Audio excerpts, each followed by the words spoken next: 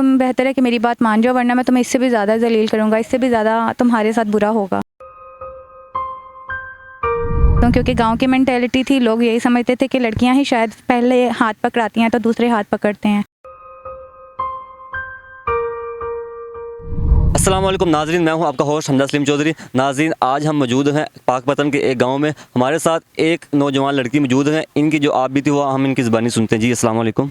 वालेकुम अस्सलाम। अच्छा, जो आपके साथ ये सारा मामला हुआ तो आप नाज़रीन को बताना चाहेंगी?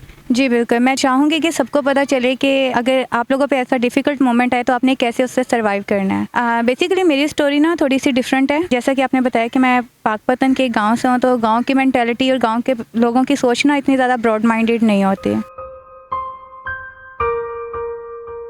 अब मेरे साथ जो वाक़या हुआ है वो कुछ यूँ है कि मेरे जो भाई थे, उनके दोस्त थे, बचपन से हमारे घर में आते थे। मेरा क्योंकि एक ही भाई है तो बहुत ही ज़्यादा इज़्ज़त दी जाती थी उन्हें भी। सारे बड़ा भाई, मैं भी बड़ा भाई ही समझती थी और सारी फैमिली के मेम्बर उसे अपना समझते थे। मुझे नहीं पता था उनका नीयत ख़राब हो रही है। जैसे जैसे हम बड़े हो रहे हैं हमें इन चीज़ का अंदाज़ा नहीं होता था ना, क्योंकि हम भाई बहनों की तरह रहते थे। मेरे भाई का भी वो भाई था, मैं भी भाई कहती थी। फैमिली में भी सारे उसे बेटा ही कहते थे। फिर एक दिन ऐसा हुआ कि घर में ना भाई नहीं थे, अम्मी जान के साथ कहीं गए हुए थे, मैं अकेली थी। वो घर में आया हमारे नॉर्मल एज़ यूजुअल, क्योंकि आना जाना था उसका, फ्रेंकनेस थी तो इतना ज़्यादा गौर नहीं किया। मैंने एज़ यूजुअल पूछा और बता दिया कि भाई नहीं है घर में। तो उसने जब देखा कि घर में कोई भी नहीं है तो उसने मेरे साथ ना गलत हरकत करने की कोशिश की, ज़बरदस्ती करने की कोशिश की, हाथापाई करने की कोशिश की। और बचत होगी मेरी, अल्लाह का शुक्र है बच गई उस वक्त मैं। लेकिन ऊपर से भैया आ गए। भाई ने समझा कि मैं गलत हूँ शायद।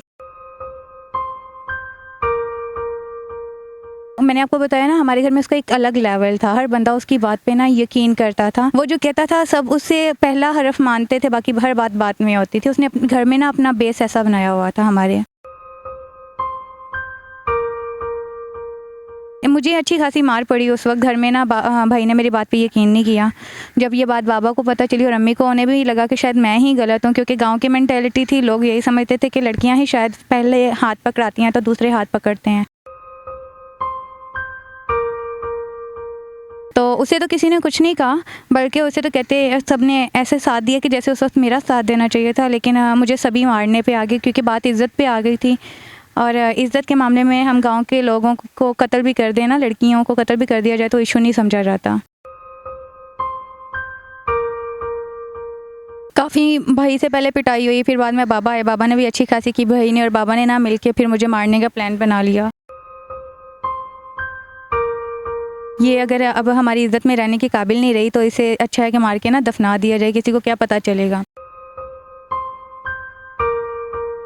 जब मुझे ये बात पता चली ना, मुझे आइडिया हुआ कि मेरे साथ ये होने वाला, तो मैंने ना रात को ही घर को ना स्किप कर दिया। फ़ौरन से ना अपने घर से निकल के अपनी एक दोस्त के घर में ना जाके चुपके से सारा मामला बता दिया, क्योंकि गांव की बात थी तो गांव में ना ये चीज़ें जल्दी फैल जाती हैं कि फ़लाँ के घर में ये चीज़ हो रही है, या फ़लाँ की बेटी या बेटे के साथ ये मामला पेश आ रहा है। तो काफ़ी ज़्यादा मुश्किल वक्त था मेरे लिए वो। मैंने अपनी दोस्त को बताया तो एटलीस्ट मेरी दोस्त ने मेरी बात पे यकीन किया कि मैं गलत नहीं हूँ। फिर उसने मुझे छुपा लिया 2-3 दिन तक। गांव में मुझे ढूंढा गया होगा, ऑब्वियसली मेरी दोस्त के घर भी आए थे बाबा वगैरह, तो उसने कहा मुझे नहीं पता, यानी उसने मुझे उस वक्त बचा लिया। थोड़े दिन तक ना मामला जैसे ठंडा हुआ तो मैं बहुत ज़्यादा रो रही थी। ऐसे ही एक दिन बैठी कमरे में अपनी दोस्त को बताया, यार मैं गलत नहीं हूँ, फिर भी मेरे साथ ऐसा हो रहा है, मुझे वाकई में मर जाना चाहिए, क्यों ऐसा हुआ मेरे साथ। तो उसने मेरी ना हिम्मत बंधाई। उसने कहा जब तुम्हारी गलती नहीं है तो तुम्हें क्यों मरना चाहिए, मरना तो उसे चाहिए जिसकी गलती है। तो फिर उसने मुझे कहा कि तुम ऐसा करो कि घर वालों को अपने एक बार एतमाद में लेके घर जाओ और उसकी सच्चाई ना सबके सामने लेके आओ प्रॉपर प्लान के साथ। उसने जब मुझे बात समझाई ना, तो फिर मुझे थोड़ी थोड़ी समझ आई कि शायद ऐसा हो सकता है, वरना उस वक्त मुझे लगता था ऐसा नहीं हो सकता, मुझे मर ही जाना चाहिए। क्योंकि आपको पता है हम लड़कियों की ना इज़्ज़त पे एक बार हरफ आ जाए तो सारी ज़िंदगी ना वो वैसे ही रहता है, उसे कोई साफ़ नहीं कर सकता।